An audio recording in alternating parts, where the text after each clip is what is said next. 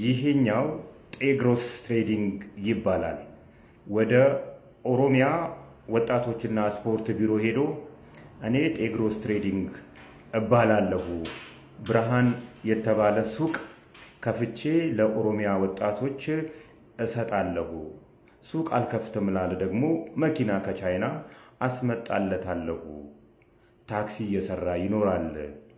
ስለዚህ የኦሮሚያ ወጣቶች በየዞኑ ያሉ ቢሮዎች ላይ እንዲያሳምኑልኝ ስራልኝ ይለዋል።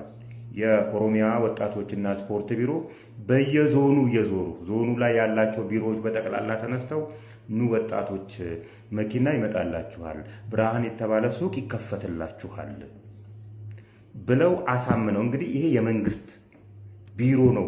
ጤግሮስ የተባለው ድርጅት ወጣቶቹን እንዲበላ ያደረገው የመንግስት ቢሮ ተባብሮ፣ ለዚህ ውለታቸው ቻይና ሄደው ጉብኝት አድርገዋል።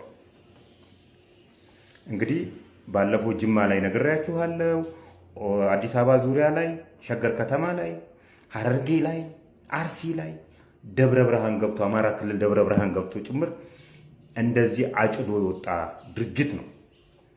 ይሄው ድርጅት ከዚህ በፊት የአዲስ አበባ መምህራንን ለምን በእግራቸው ይሄዳሉ ብሎ የአዲስ አበባ ትምህርት ቢሮን እንዲያግዘውና መምህራንን እንዲያሳምንለት መምህራን ብር እንዲሰጡት ከዛን ቻይና ሄዶ መኪና እንደሚያስመጣላቸው ካሳምነው በኋላ ትምህርት ቢሮ መምህራኑን አሳምኖ ብር ለቅሞ የጠፋ ድርጅት ነው።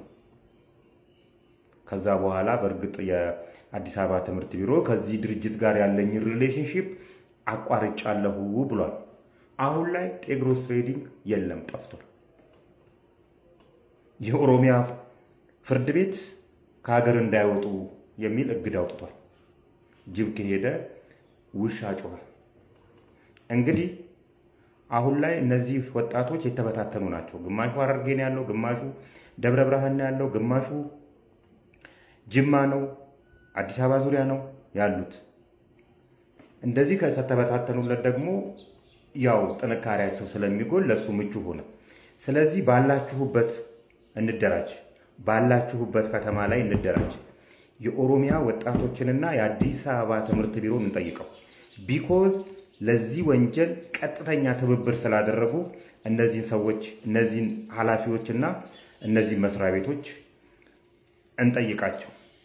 ሂርና ክሪፕቶ እንደሚለው ነው የመጣነው ልናናድዳችሁ ሳይሆን ልናባረራችሁ ነው። ይቀጥላል ጤግሮስ ትሬዲንግ።